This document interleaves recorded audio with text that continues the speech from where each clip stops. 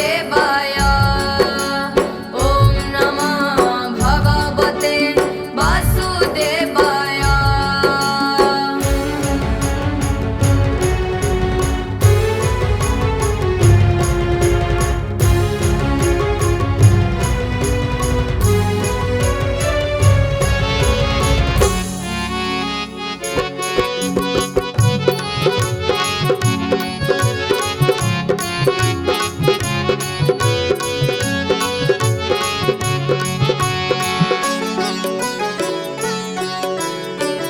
अज्ञान ज्ञान दिय दिय विद्या बुद्धि।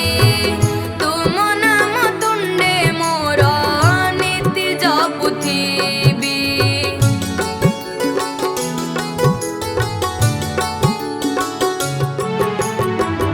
अज्ञान ज्ञान दिय दिय विद्या बुद्धि। तुम नाम तुंडे मोर नीति जपुथिबी। एतिकी मगुणी मोर आहे दय माया। ओम नमः भगवते वासुदेवाय। ओम नमः भगवते वासुदेवाय।